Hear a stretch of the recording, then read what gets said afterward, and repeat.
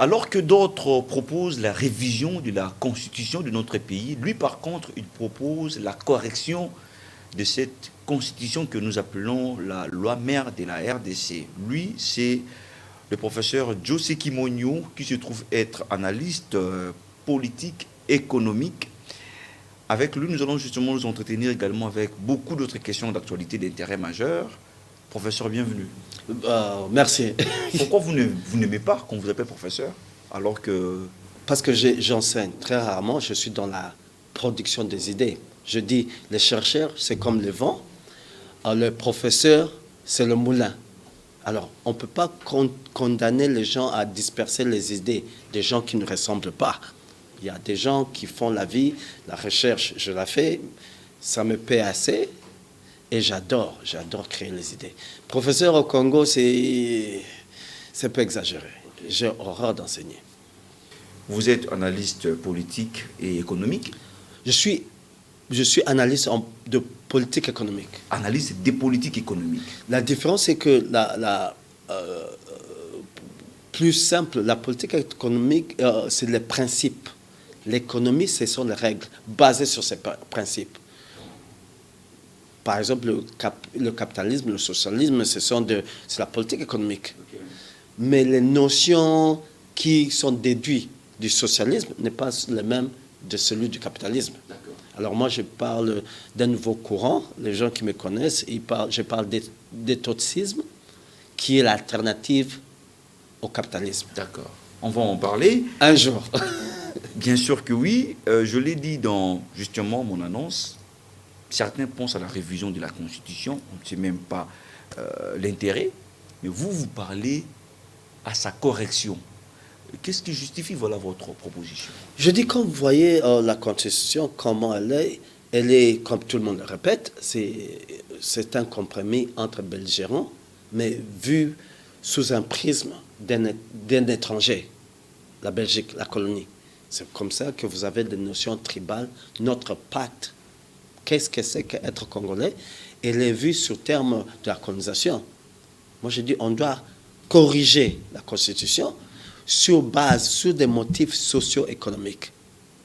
Je dis, on doit introduire, par exemple, la notion que l'État doit publier chaque 20 février le nouveau SMIC ajusté à l'inflation de l'année auparavant.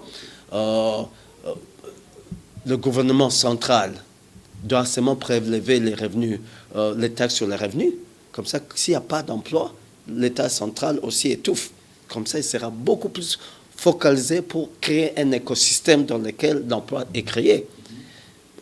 Les notions, par exemple, la responsabilité des écoles primaires et secondaires doit revenir aux entités territoriales décentralisées.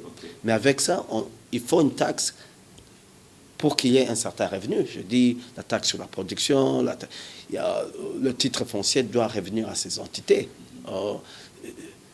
Même sur le plan, soi-disant, politique, il y a beaucoup... Je ne sais pas pourquoi tout le monde pense que la révision de la Constitution, c'est revoir les mandats du président. Même des constitutionnalistes. Je dis, j'ai jamais pris un cours. Mais je pense que le seul cours qu'il y a en Constitution, c'est le mandat du président. Je ne sais pas pourquoi, tous. Je dis non, c'est là, on ne doit pas le toucher parce qu'un parti politique peut gagner plusieurs élections. La démocratie, c'est un marché des idées où on présente les idées et c'est au peuple de choisir. Okay. Si un parti politique présente les idées à chaque fois et gagne les élections, pourquoi pas? L'ANC est au pouvoir, je vois, plus de 20 ans. Mandela a fait un seul mandat. C'est pas ça. On doit revoir. Pourquoi, par exemple, le gouvernement aujourd'hui tarde à sortir? Le président dit, on est d'accord, il y a un problème. Mais c'est un problème au niveau de la Constitution ou au niveau des quotas, du partage du gâteau? Le quota, c'est la conséquence de la faute de la Constitution. Moi, je dis, on doit avoir un système présidentiel. On a un système présidentiel parce qu'on ne voulait pas faire d'un Kabila un président fort. Il fallait faire la contrebalance. Mais en faisant la contrebalance, ça veut dire on a brisé le mur entre l'exécutif et le législateur. Qui contrôle qui? Quand quelqu'un s'est fait voter député pour faire pression pour être ministre, qui contrôle qui? Je dis non, on doit avoir un système présidentiel. Celui qui gagne la présidentielle, Tshisekedi aurait déjà eu ses ministres travailler en tant qu'exécutif. Il serait aussi redevable au Parlement. Parce qu'aujourd'hui, on a parlé de Matata Poyo. Matata Poyo veut l'arrêter, mais pas Kabila. Parce que le Premier ministre est chef du gouvernement, mais même si le président, c'est lui qui conduit le Conseil des ministres, il n'a pas de responsabilité, il n'a rien. Je dis non, on doit avoir un président de la République, on aurait un gouvernement, et on aurait le Parlement. Ouais, maintenant là, on aurait déjà un Parlement parce que personne ne serait dit on doit avoir la majorité pour avoir le ministre. Alors, le problème, c'est la Constitution. On doit avoir un système présidentiel pour que ça fonctionne. Monsieur Joe Sekimonyo, lorsque vous évoquez la correction de la Constitution, vous voulez qu'on puisse corriger toute la Constitution dans son entièreté ou certains articles? Toutes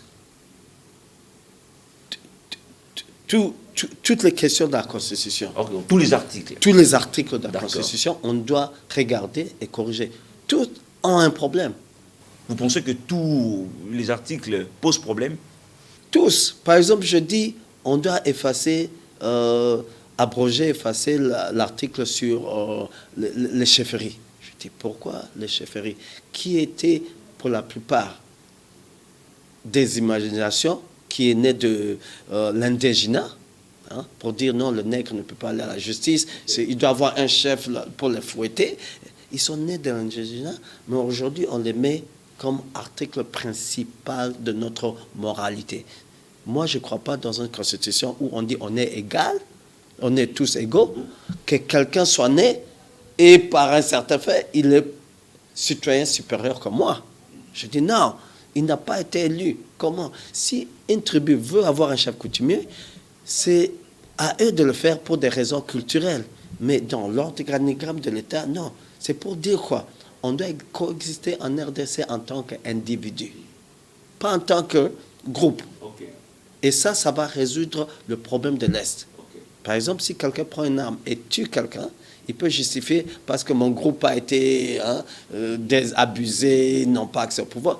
Ça, c'est un crime. Okay. Il a tué un individu qui est même innocent à tout ce qu'il dit. Non, on doit coexister en RDC en tant qu'individu. De deux, je dis, tout le monde qui est né est congolais. Tout le monde né au Congo est congolais. Pour des raisons aussi d'avancée de développement économique. Pourquoi je dis? C'est lui qui est né, un Luba, né au Katanga. Il n'est pas kassaïen, il est katangais. Parce qu'il est né là-bas. Oui, c'est fini. Mais aujourd'hui, vous trouvez quelqu'un qui dit il est né, il n'a jamais été au Kasaï, mais il dit qu'il est kassaïen. Ça veut dire quoi? Son investissement, il est temporaire là où il est. Hein? Un Mouchi, il ne peut pas vraiment investir à Mwanda. Parce qu'au lieu de construire tout là-bas, il doit se dire je dois construire chez nous, chez moi. Le président de la République, quand il prêtait serment, on a introduit, on dit originaire de Kamwanga. Je ne sais pas s'il est même né là-bas. Est-ce qu'il comprend vraiment la réalité là-bas? Non, il est quinois. Mais on a applaudi à ça. On devait seulement dire originaire congolais. Un point, c'est très. Okay. Le reste. Et ça, c'est pour des raisons économiques. Il faut que le Congolais, partout où il est, il se sent congolais.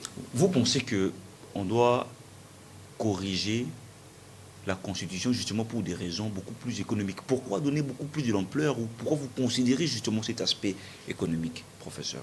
Parce que c'est la vie directe des Congolais. La politique, c'est l'art de gouverner. Mais pour gouverner, il faut avoir une idéologie socio-économique qu'on présente. On ne peut pas juste gouverner parce que c'est primitif.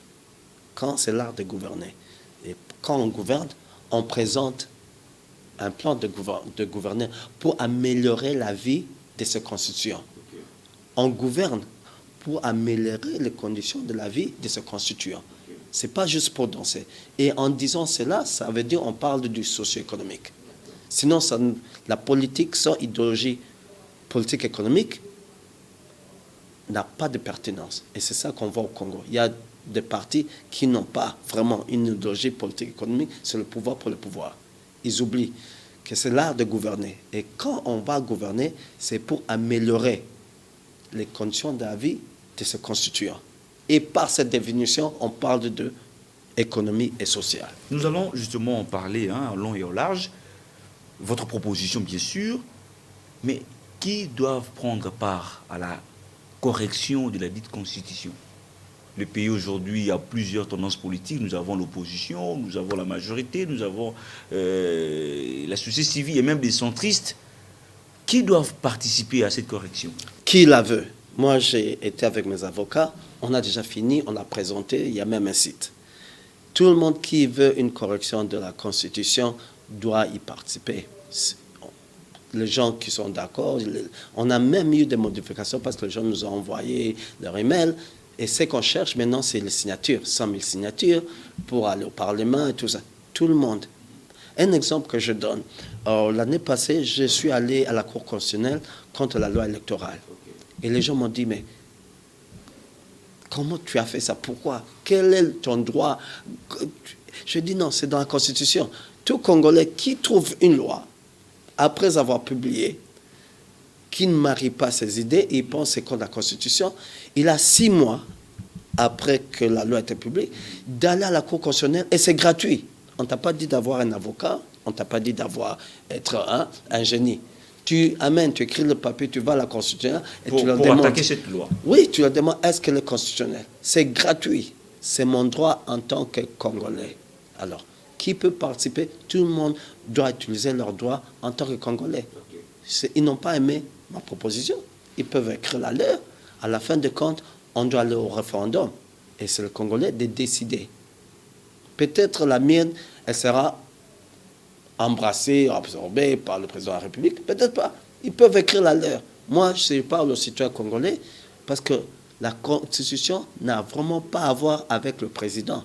C'est à voir avec tout le pays. C'est la moralité de la nation. Et personne ne doit se dire il faut qu'il y ait ces groupes de gens. Les constitutionnalistes, c'est comme les secrétaires. Ils vont écrire ou traduire la volonté qu'on a. Ce sont des techniciens. Mais ce n'est pas à eux pour dire c'est eux qui doivent le faire. Aujourd'hui, nous sommes à plus de 100 millions de Congolais. Cette affaire concerne tout le monde. Pensez-vous que ça va prendre combien de temps s'il faut que tout le monde s'implique? C'est pas qu'on va demander chacun de s'impliquer, mais on va suivre le processus pour qu'on aille au référendum. Et le référendum, combien de temps ça va prendre, je ne sais pas. Mais vaut mieux faire les choses bien que juste faire un truc juste pour éviter de le faire parce que ça va prendre du temps. Je dis, on a un problème fondamental de base. Par exemple, comment définir qu'est-ce que c'est qu'un Congolais, qu'est-ce que vaut un Congolais, notre pacte social, notre régime politique, nos orientations de politique étrangère. On doit réparer. Sinon, c'est une plaie qui continue à créer de l'abcès. Quand est-ce qu'on va réparer la plaie? Est-ce qu'il faut couper la jambe un jour pour que les gens comprennent? On peut la réparer. Même si ça prend 10 ans ou 2 heures, l'essentiel, qu'on répare les fondamentaux pour un Congo meilleur. Vous voulez la correction de la Constitution et à vous entendre parler, vous mettez en avant-plan l'aspect économique alors que notre économie a toujours été extravertie depuis belle lurette. Pensez-vous que en corrigeant la Constitution, notre économie va sortir de son état actuel? Non, je ne veux pas que notre économie sorte de notre état actuel. Toutes les économies soient extraverties. Toutes les économies du monde? Oui, ceux qui ne le sont pas en souffrent. Mais c'est la qualité de laquelle cette extraversance, si je peux exagérer le terme, la France, c'est une économie extravertie, mais de produits de luxe. Hein. Gucci, Louis Vuitton, leur vin, leur fromage, ce sont des produits de luxe. Leur fromage est-il meilleur que le fromage de Goma? C'est débattable. Mais leur fromage est plus cher parce qu'on mange la France. L'expérience française comparée à la nôtre qu'on n'établit pas jusqu'à ce niveau-là. Alors, il faut constater, on doit moderniser notre société. L'industrialisation ne nous amène pas nécessairement à la modernisation. On doit moderniser surtout notre système financier. Tous les pays modernes sont aussi les plus endettés. C'est comme ça qu'on finance la modernisation. Tout le monde triche. ailleurs. Nous, on nous interdit de tricher, et même s'ils ne nous interdisent pas de tricher, on ne sait pas le faire. Mais c'est fondamental. Pour tricher, il faut moderniser notre système financier. Le reste viendra. Okay. On doit beaucoup se poser la question, comment moderniser la RDC, les citoyens congolais, la façon dont ils pensent chercher l'argent. Aujourd'hui, les Congolais, ils finissent à la fac, ils veulent être matriculés. Pourquoi? Ce n'est pas aussi sa faute. Par exemple, il peut être commerçant ou entrepreneur. Mais l'écosystème, les conditions, il ne peut pas avoir le crédit. Même quand il a le crédit, comment il va être payé? J'écris un livre, je suis à Kasumbalesa. Comment je veux le vendre à Kisangani? Je produis ici. Comment il va arriver de l'autre côté? Même pour exporter, comment un Français va acheter ma création? Ça veut dire le système de paiement fait défaut. Et l'entrepreneuriat, ce n'est pas seulement la création d'une nouvelle idée. C'est avec le but de se faire payer, de s'enrichir. Okay. Alors c'est à l'État de créer l'écosystème pour que les Congolais l'utilisent pour s'enrichir. Pensez-vous également à la dite correction de la Constitution va également répondre aux questions de l'insécurité? Parce que ça jaillit beaucoup dans les salives aujourd'hui. Oui, il y a deux questions d'insécurité qui existent. Par exemple, la question de l'Est, on doit briser ces pactes tribaux entre nous. On doit dire que si quelqu'un prend une norme et dit que sa communauté est laissée, cette personne doit être punie et il doit être poursuivi en justice. Parce que ce n'est pas à lui de défendre sa communauté, c'est à l'État. Il y a une démocratie pour ça, il y a les moyens de... Mais s'il tue un autre Congolais avec ses justifications, il doit être arrêté. Il n'est pas extraordinaire qu'un Kuluna. Mais lorsque le Rwanda nous tue, sous l'impuissance souvent de notre armée régulière, voilà pourquoi on a aujourd'hui les Wazalendo qui n'appartiennent pas à l'armée, mais ils prennent quand même défense de leur intégrité territoriale. Il faut regarder le problème de l'Est avec plusieurs aspects. Le Rwanda nous tue, ils utilisent les citoyens congolais, ils utilisent nos propres problèmes à l'intérieur. De deux, avant même la guerre, je peux même citer le nom, c'est Vital Kamerhe, le directeur de cabinet. J'ai écrit, je dis, moi je vais à l'Est, il faut une armada économique à l'Est. Le milieu, la pauvreté qui existe, la misère crée la rébellion. Partout au monde. Dans tous les quartiers où il y a le banditisme, ce sont des milieux pauvres. Alors, avec la pauvreté qui sévissait et le passé des gens qui savaient prendre l'arme, tout ce qu'ils vont faire, quand les gens sont fâchés, ils vont prendre l'arme parce qu'ils savent l'utiliser. On devait guérir l'Est avec une armada économique. On ne l'a pas fait. On a laissé s'empirer. C'est comme ça que les gens en ont profité pour faire la guerre chez nous. Le Rwanda, c'est comme tout un autre pays. Ils en profitent de notre propre mot interne. Okay. Est-ce qu'on doit punir le Rwanda? Oui, on doit le punir. Mais on doit comprendre aussi comment guérir l'Est. Okay. Parce qu'il y a la pauvreté aussi à l'Équateur. Il y a la pauvreté au Kasaï. Mais les conséquences ne sont pas les mêmes. L'historique de l'Est, c'est AFDLR, RCD. Il y a beaucoup de gens qui ont pris des armes, qui ne savent que comment faire l'entrepreneuriat militaire. Vous savez, Goma, il y a les armes, on tire partout, mais on est en train de construire à gauche, à droite.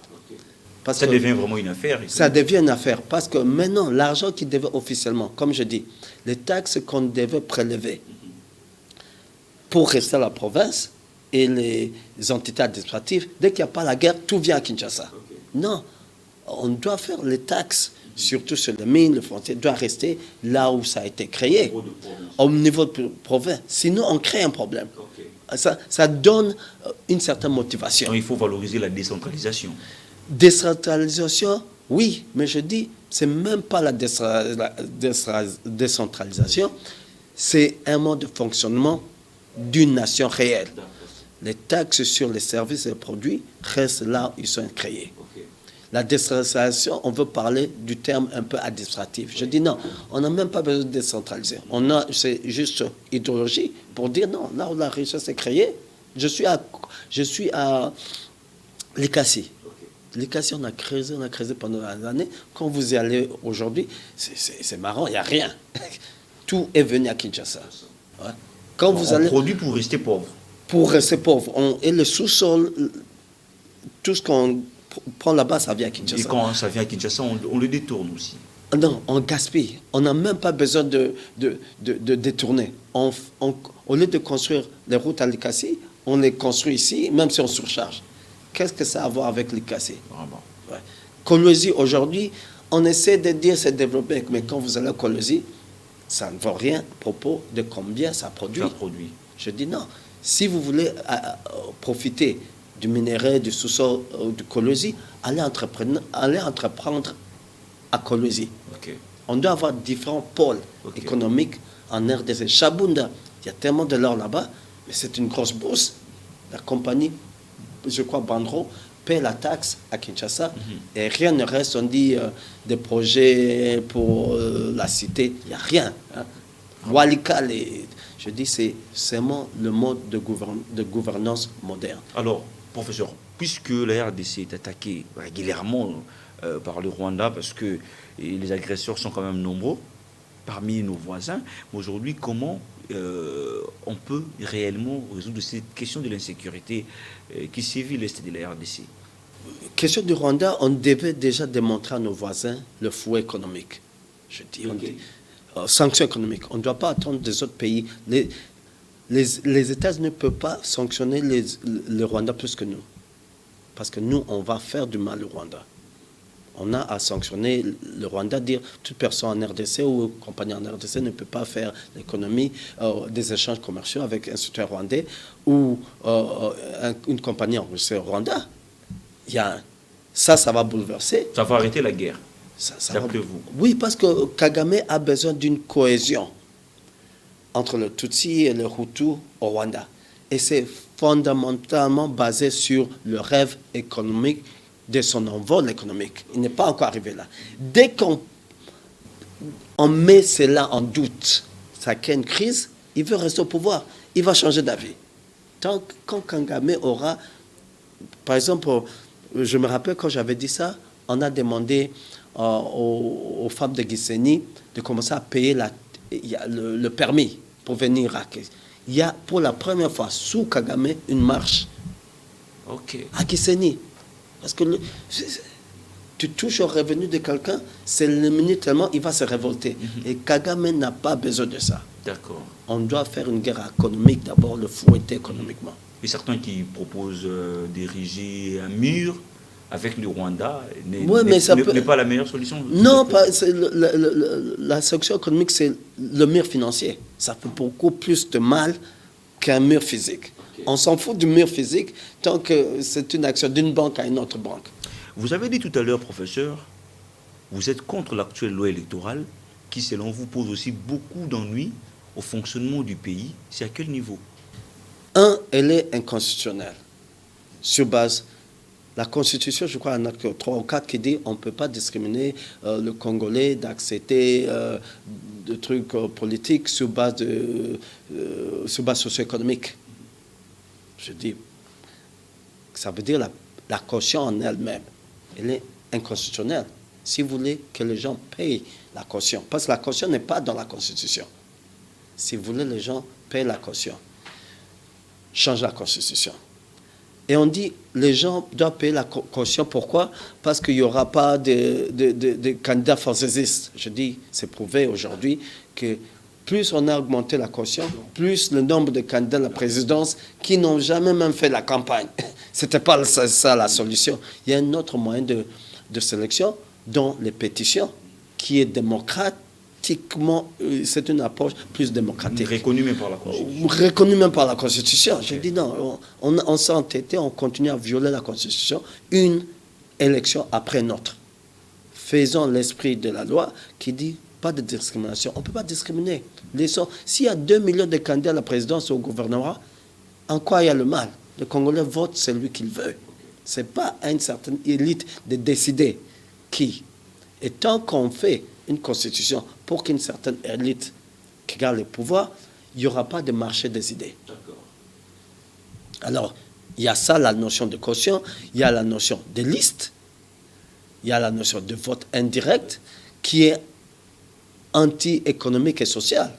Par exemple, on te vote toi et quelqu'un d'autre a une grande liste. Toi, on a un contrat social avec toi, mais on ne sait pas qui d'autre va sortir. Lui, il sort, il sait qu'il n'a pas vraiment été voté par la population. Vous pensez que cette personne-là va se mettre à travailler redevable? Non. Et puis, cette personne-là va voter pour le président du Sénat. Il vote pour le Sénat vote pour le président du Sénat. Le président du Sénat, c'est un vice-président. Ça veut dire tout ce qui peut arriver au président, disons qu'il y ait un malheur, il meurt, le président, on aura un président qui n'a aucun contrat social avec le peuple. Déjà, il y a beaucoup de choses, ça veut dire qu'est-ce qu'il va mettre en œuvre. Il peut mettre en œuvre tout ce qu'il veut, parce qu'il n'a rien à voir avec, il n'est pas redevable. Tout ça, c'est ça que je dis, la Constitution, on doit la changer, parce qu'elle a beaucoup de lacunes sur les questions économiques, sociales, et surtout sur la protection du Congolais. Je dis, par exemple, le journaliste ne doit pas être arrêté pour ce qu'il dit, même si ça gêne les gens. Tout ce qui peut lui arriver, c'est sanctionné par ses pairs. Et la sanction doit être seulement administrative. Pour dire le quatrième pouvoir doit être protégé comme le quatrième pouvoir. Tout citoyen congolais doit avoir une mise en garde pour 48 heures. Si on ne te dit pas pourquoi on t'a arrêté, et si ça passe 48 heures, le citoyen congolais peut poursuivre la personne, le policier, et l'État congolais. Et l'État congolais. Okay. C'est pour protéger le Congo. Je vois beaucoup de gens qu'on arrête, qu'on ne présente pas devant la personne compétente, même après 2 mois. Je dis... Les plaignants n'est pas là, ils passent des nuits au cachot. Oui. Moi, je suis allé à la Cour constitutionnelle. La Cour constitutionnelle devait me répondre en 30 jours. Mais elle n'a pas répondu. Il n'y a pas de conséquences. Je suis allé au Conseil d'État. Et le juge devait me répondre en 48 heures. Il n'a pas répondu. Il n'y a pas de conséquences dans la Constitution. Il n'y a pas de conséquences. Normalement, je dis non, s'il ne me répond pas, le plaignant dans une affaire avec l'État, il a gagné le procès.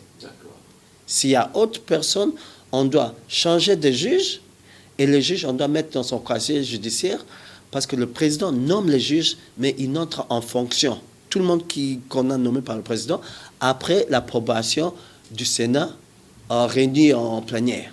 Je dis, tout ça, ce sont un check en balance pour des raisons économiques. Nous allons demeurer dans ça, avec les minutes qui nous restent. Correction de la Constitution toujours. Certains nous ont déjà laissé des questions ici pour savoir votre vraie motivation. Vous voulez que le chef de l'État soit également élu par les grands électeurs, que les petits peuples ne puissent plus choisir le président de la République, ou vous voulez que ça puisse rester ainsi? Moi, je dis, on doit faire demi-tour. Le président doit être élu à la majorité absolue. C'est-à-dire, il doit acquérir plus de 50%. On ne doit pas avoir, comme on avait vu au premier tour, où on a un président qui a 30 ou 40%. Ça veut dire que c'est un président qui a été rejeté, dont le programme a été rejeté par la majorité. On n'a même pas donné le deuxième tour pour au moins savoir correctement que cette personne, la majorité congolaise, a accepté ce qu'il offre comme rêve du Congo. Il doit être non seulement il doit être voté à majorité absolue, mais il doit avoir un vice-président. Okay. On doit avoir un président, un vice-président. Et aussi, dans la Constitution même, il n'y a plus de Premier ministre, on doit avoir un nombre, je dis 11, de ministères bien établis et définis. Au niveau de la Constitution. Au niveau de la Constitution. On aura la taille des 10 ministres. 10 ministres, et c'est défini, chaque ministère, leur rôle et ce qu'il doit faire. Par exemple, je dis le ministre, le vice-président doit être en même temps vice-président, mais ministre des Affaires étrangères. Mais certains, pour ne pas vous interrompre, professeur José Kimonio propose que le poste de la vice-présidence soit accordé à une dame. Vous partagez cet avis? Non, je suis catégoriquement contre la parité. Pourquoi?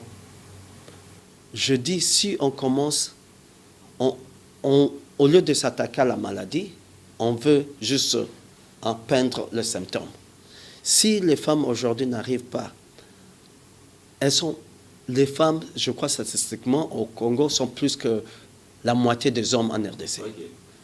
Mais vous allez au Parlement, il n'y a pas de femmes.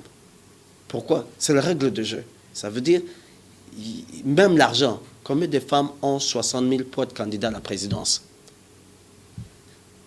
À cause de la colonisation, le rôle de la femme, l'accès du domaine économique à la femme n'est pas aussi de la même chose que l'homme.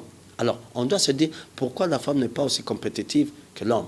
Si c'est l'académie, si c'est ceci, il y a des bourses, on peut faire que le champ de compétition économique soit tellement plat pour tout le monde, et à ce moment-là, la femme va s'épanouir. Elle n'a pas besoin de béquilles.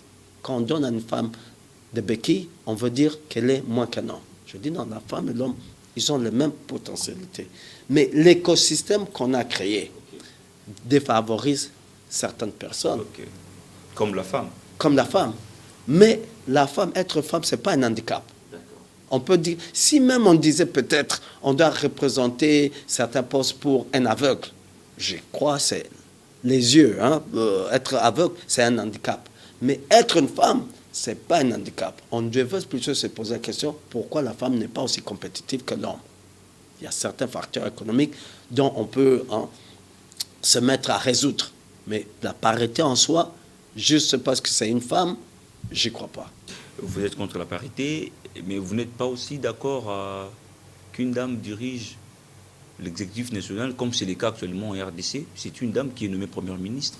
Oui, mais derrière ça, il y a quoi? Il y a que, un exemple, on a nommé une dame gouverneur de la Banque centrale.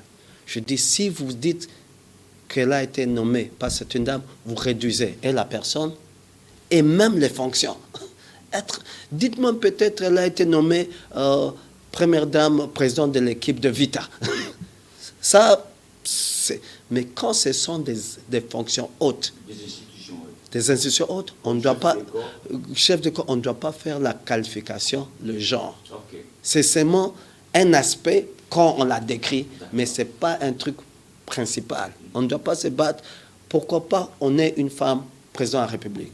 Si elle a des idées pour le Congo, pour améliorer la condition. Si elle est compétente. Elle est compétente, pourquoi pas? Ça n'a rien à voir avec le genre. Quand on réduit le Premier ministre, je dis maintenant, voyons voir qu'est-ce qu'elle a écrit. Aujourd'hui, je dis, elle est Premier ministre. Mais qu'est-ce qu'elle va faire en étant chef de l'exécutif? C'est ça qui est plus important. Je n'ai jamais lu qu'est-ce qu'elle a dit. Le programme de paix, programme national de développement. Il est... 145. Il y a un autre même, programme PNSD. OK. Dans sa conception idéologique, elle est primitive.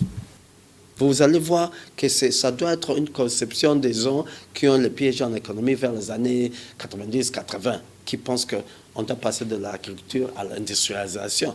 Déjà ça, quand on me dit, est-ce qu'elle va faire, elle va améliorer la condition des Congolais? Je dis non. OK. Pourquoi? Ce n'est pas qu'elle n'est pas intelligente, mais idéologiquement, elle n'est pas faite pour développer une nation. D'accord. Qu'elle soit homme ou femme. D'accord.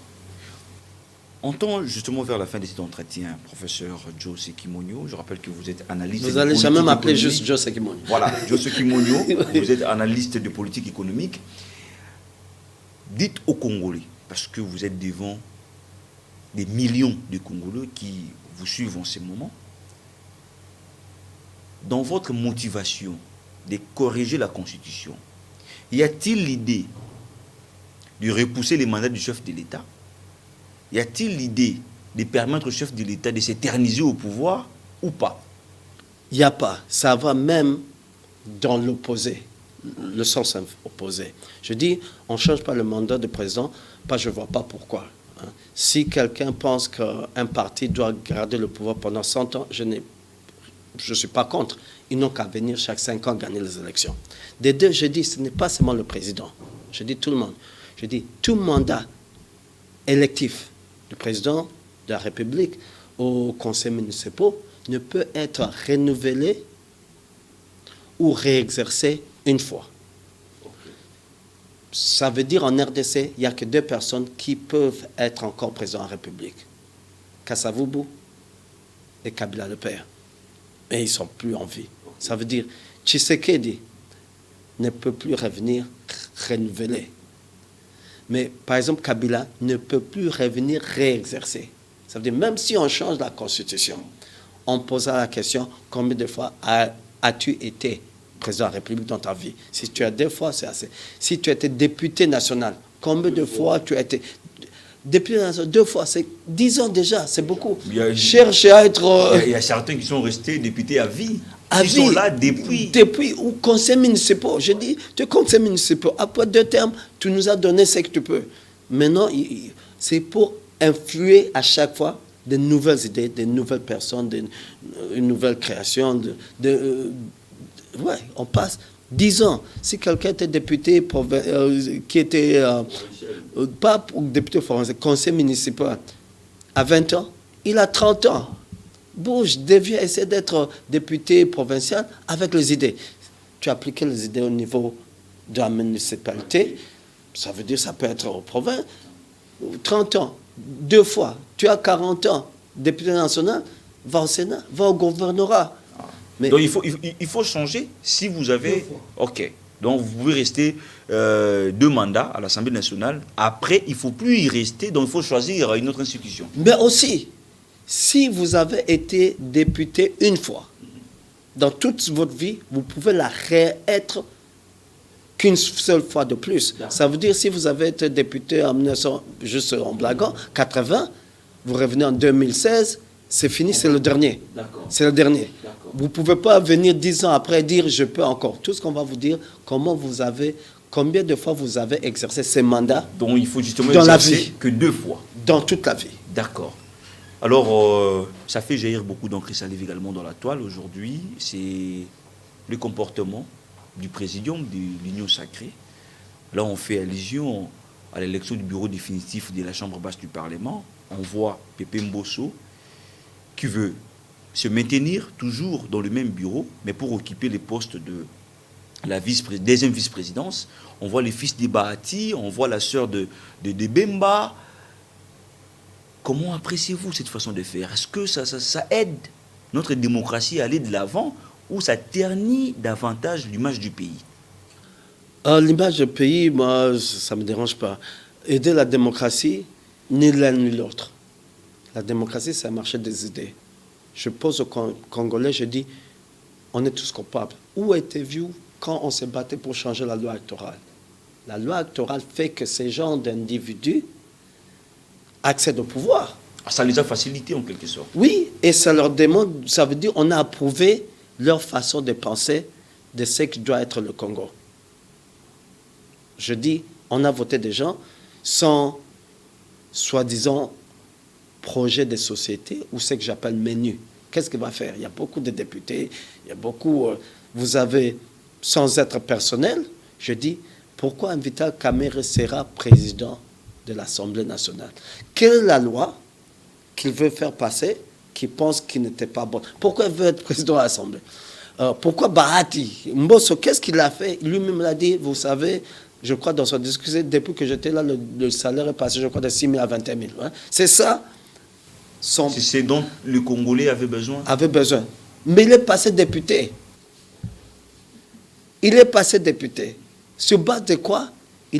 Ça veut dire sa constitution veut... Vital Kamerhe a déjà géré cette Assemblée nationale. Qu'est-ce qu'il a fait dans tout ça? Même devenir, gagner les élections, même en tant que directeur de cabinet, ou même ministre économique, qu'est-ce qu'il a fait? Mais sa base l'a voté. Ça veut dire quelque part, on a approuvé qu'il mette, s'il veut, son fils. Mbosso était président du bureau, il vient d'être président du bureau provisoire, et il veut toujours rester dans... Oui, mais il a raison de vouloir le rester toujours parce qu'il a été voté par sa circonscription sur base de ça, je pense. Je dis, c'est nous les complices. Mbosso, normalement, ne devait pas être, pour moi, selon ce qu'il a fait. Oui, nous sommes en démocratie, les avis sont partagés. Ce qu'il a fait en tant que président de l'Assemblée, il ne devait pas être voté par sa circonscription. Je ne vois pas sur base de quoi on a voté. Hein? Je ne vois pas sur base de quoi on a voté un fils, soi-disant, Bahati. Mais s'il est compétent, ça aussi, c'est une réalité. Être représentant n'a rien à voir de compétence. Être représentant, ça veut dire que tu as posé, tu montres, tu poses ton menu au peuple. Ce n'est pas toi qui vas l'exécuter. Il y a un exécutant. Mais toi, tu dis, quand je suis là, je veux faire A, B, C, D, je veux passer cette loi et cette loi. Est-ce qu'ils ont fait? Il n'y avait pas de menu, à cause de listes aussi. Même si on a un menu, ça veut dire ça, tout ça. Où est-ce que vous étiez quand on parlait de réformer la loi électorale? Il n'y a pas eu de marche, il n'y a rien. On s'est battu pour des individus, on ne s'est pas battu pour le Congolais. Et ça, on n'a qu'à subir. Nous tous, on doit subir. Peut-être un jour, on va se réveiller et être plus sage. Mais ce qui se passe, c'est la conséquence de notre fainéantisme, peut-être. Je ne sais pas comment l'expliquer. Mais c'est nous qui avons créé ce problème ou qui laissons ce écosystème malsain continuer. Je dis, IDPS au pouvoir. Ils viennent de gagner les élections, massivement. Mais ils n'ont pas augmenté le SMIC de 1 centime pendant les 5 ans au pouvoir. 1 centime. Ça veut dire qu'ils n'ont pas affecté la poche du Congolais, mais ils ont gagné les élections massivement. Ça veut dire que c'est la faute du Congolais. Ça veut dire qu'on dit à l'UDPS de ne pas augmenter le SMIC parce que ce n'est pas une priorité. C'est nous qui donnons le message pour que ça continue. C'est nous les complices. Ce n'est pas Bosso, ce n'est pas Mbemba. C'est le peuple congolais lui-même. C'est le peuple congolais qui est le complice de son propre malheur. Il est en quelque sorte naïf. Je ne sais pas comment l'expliquer, mais j'évite aussi d'être, comment on appelle ça, vouloir tout le temps expliquer des bêtises. Je dis, on est complice, on doit subir nous tous. Peut-être un jour on va se réveiller et être plus mature. Certains pensent que c'est de l'acharnement, le fait de ne pas vouloir ou d'accepter les candidatures de Bosso, de Serge Bahati, qui est le fils biologique à Modeste Bahati, et de Madame Bemba, qui est la sœur biologique de Jean-Pierre Bemba. Quelle est votre version des faits? Je dis c'est émotionnel. Moi, ça peut être même, je ne sais pas, Bemba, sa femme, son chien, ils peuvent le passer. Parce que ça ne va rien changer en RDC.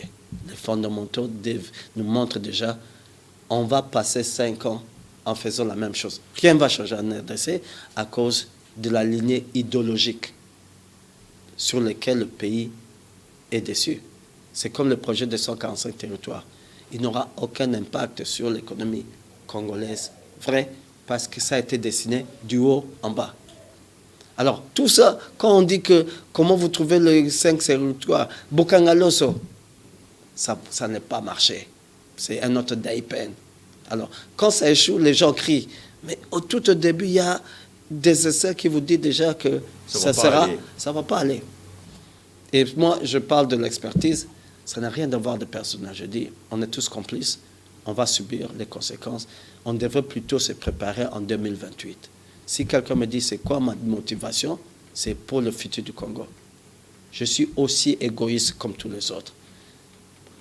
Mon plus grand revenu, ce sont les livres. Okay. J'écris des livres qui ne sont pas vendus en RDC. C'est vendu ailleurs. Alors je me dis, si les conditions de vie des Congolais s'améliorent, ils vont acheter mes livres. Okay. Je suis aussi égoïste comme tout le monde. Si le Congo s'améliore, vous serez aussi bénéficiaire. Je serai bénéficiaire et ma famille. Personne va commencer à me demander, comment on appelle, mobile money, parce qu'ils peuvent trouver un emploi. Vous êtes aussi dérangé. Hein? Oui, tout le temps. Je dois fermer même mon téléphone. Par la famille et les proches. Famille, c'est mieux. Il y a des gens même qui trouvent mon numéro, ils me parlent, je réponds, et puis... Au finish, ils vous demandent. L'enfant est malade, ceci, la femme, je sais, personne. Jusque-là, je me demande qui un jour va m'envoyer un message, une bonne nouvelle, dit, je t'envoie l'argent. Mais c'est ça, je dis que le Congo, je veux être en mesure de venir en vacances en RDC. Parce que là, je ne peux pas. Il y a tellement la misère. C'est répugnant, c'est triste. Mais pourquoi vous préférez rester à l'étranger, mais défendre le pays? Il faut rester ici, vivre les mêmes réalités avec vos frères. Ça va vous encourager de plus, professeur. Je suis une idée, je ne suis pas la personne. Je suis une idée. Okay. J'ai toujours voulu être une idée. Même ailleurs, je vis en tant qu'une idée. Ça importe le peu où je suis. Des deux, je suis humain comme tout le monde. Ça veut dire, j'aime des choses que j'aime, la façon dont j'aime de vivre, et je ne vole l'argent de personne. Alors, je sacrifie Mais je ne veux pas être un martyr. J'aime un certain style de vie, par exemple la connaissance. J'aime bien être dans un salon où on parle des idées. Et quand je suis au Congo, je m'ennuie. On répète la même chose. Je dois répéter les mêmes choses sur l'économie millions de fois. Ça m'ennuie. J'aime bien être nourri intellectuellement. Mais en RDC, je ne trouve pas.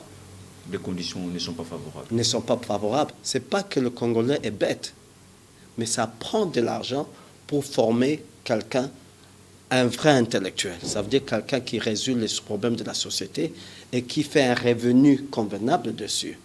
Alors, je ne veux pas me mettre en position en RDC où je vais être exposé à faire des choses où, moralement, je ne suis pas d'accord, s'il faut le dire. Alors, comprenez, je veux certaines choses de ma vie et je dis aux gens, les gens disent, en moi, je viens en RDC. Et c'est pour exposer des idées gratuitement. J'ai fait des conférences au Katanga, d'ailleurs j'ai arrêté après la Covid. C'est exposer, parce que je sais que mes idées vont plus que moi. Il y a beaucoup de gens qui ont fait des déroutes en RDC financièrement, je pense parce qu'ils n'ont pas été exposés à certaines idées. Et je me dis, il y a des enfants que je rencontre, si je peux exagérer, j'appelle enfants, 2 jours, non, hier, il m'a arrêté en cours de route. Quand on m'arrête, je pars pour savoir échanger. Il m'a vu au Katanga il y a 10 ans. J'avais une conférence à l'Inulu. Et il m'a répété les idées que j'avais exposées, qui le touchent jusqu'aujourd'hui. Alors, comprenez, je n'ai pas besoin de passer la nuit dans le même lit que lui. C'est les idées. Il y a cette question que vous me posez, on me pose souvent, je dis, j'aime bien le Congo, mais Lumumba, il a été notre martyr, regarde, aujourd'hui. Il y a certains gens qui se permettent de dire, d'ailleurs, Lumumba, c'est vraiment pas un héros. Je dis, vraiment, comprenez. Alors, moi, je me sacrifie pour la RDC, mais pas pour être un martyr. José Kimonyo, je rappelle que vous êtes analyste de politique économique. On arrive sûrement à la fin de cet entretien. Merci d'ailleurs de nous accorder votre précieux temps. Mais non, c'est vous. J'apprécie quand vous m'invitez et surtout j'apprécie votre qualité de discussion. Je veux vous dire un secret, vous ne m'avez pas vraiment, mais vous ne m'avez vraiment pas mis tellement à l'aise et j'aime ça. C'est un échange vrai et c'est par respect aux auditeurs. Et si vous comprenez que j'hésite, pourquoi j'hésite quand je parle? Devinez. Je ne sais pas. Je suis anglophone. C'est à vous de répondre. Je suis anglophone. Ok, d'accord. Alors, félicitations parce que des fois quand je dis un mot que vous ne comprenez pas, dites-le moi parce que je me rappelle une fois, on m'appelait monsieur en emploiement. Parce que au lieu de chômage, je disais en employement. Jusqu'à quelqu'un m'a dit non, c'est le chômage. Alors, comprenez-moi, vous avez souffert avec, deux fois je dis le là. Okay. Vous avez souffert, mais moi je ne veux pas changer. Je veux toujours vous narguer. L'essentiel, c'est le contenu. Oui, et j'apprécie qu'on a ces genres d'échanges francs, vrais, à bâton rompu. Vous êtes à la télévision catholique, il faut comprendre. Ici, on parle des idées. On verra. Tout à fait. On verra si un jour vous n'allez pas changer d'avis. Non, pas du tout. Ça ne date pas d'aujourd'hui. C'est vraiment ça notre vie. Les mauvaises habitudes commencent quelque part. Les mauvaises habitudes aussi commencent un jour. On ne le souhaite pas chez nous. Merci. Alors, on arrive sûrement à la fin de cet entretien, M. José Kimonyo. Je dois rappeler que vous êtes d'abord professeur, bien que vous non, je suis chercheur d'abord. Vous êtes chercheur, oui, mais également analyste de politique économique. Ouais. Devant cette caméra, quelle chance accordez-vous au deuxième mandat de Félix Antoine Tshisekedi Tshilombo, mais également quel message lancez-vous au peuple congolais? Je dis Félix Tshisekedi va faire ce qu'il a fait au premier mandat. Il est politique, il n'est pas socio-économique, et son modèle de sélection et la direction qu'il donne, il n'aura pas un impact sur le plan socio-économique de la RDC.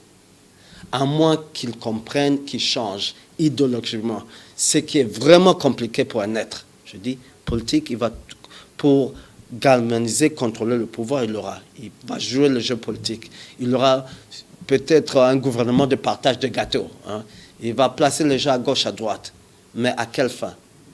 c'est encore pour améliorer, par exemple, les revenus de l'État. On aura peut-être la croissance de revenus, du budget de l'État. Mais je vois très mal comment ça sera l'implication sur la vie des Congolais, dans la poche des Congolais. Ok, donc il n'y aura pas d'impact. Sur la vie des Congolais, je ne vois pas, à moins qu'une autre formule. Mais sur le plan politique, il y aura des avancées. Mais sur le plan socio-économique, je ne vois pas. Je vois le plan national de développement, il n'y a rien. Déjà un échec. L'orientation, déjà, elle est mauvaise. Le soubassement pour dire que l'agriculture va déployer le Congo, c'est primitif. Ça ne va pas changer. Les 145 territoires, primitifs, parce que ça vient d'en haut en bas. C'est un gaspillage. L'État va créer 6 millions d'emplois. Oui, au Cuba, le taux de chômage, c'est 0. Tout le monde a un emploi. Le salaire, c'est $1 le mois. L'État peut créer le boulot. Mais est-ce que c'est vraiment le boulot qu'on a besoin? Les investissements, son idée, leur proche, d'avoir des investisseurs au lieu d'améliorer, de moderniser le système financier. Et tout ça fait qu'on aura la même chose. Et au peuple congolais? Au peuple congolais, je dis, ils sont complices de ce qui va nous arriver.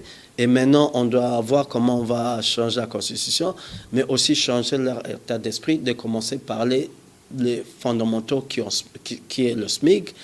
Et c'est préparé peut-être pour 2028 qu'ils seront nos nouveaux dirigeants. Et sur base de quoi? Parce qu'on va changer la loi électorale. C'est sur base de quoi on va changer pour avoir un système de sélection meilleur de ce qu'on a aujourd'hui. Monsieur Joseph Kimunyu, merci d'avoir répondu à toutes nos préoccupations, mais également à notre invitation. Merci. À vous, chers téléspectateurs, merci de nous avoir suivis. Le rendez-vous est pris la semaine prochaine, même heure, même chaîne, avec le même plaisir. Mais également, suivez-nous sur toutes nos plateformes digitales et à très bientôt.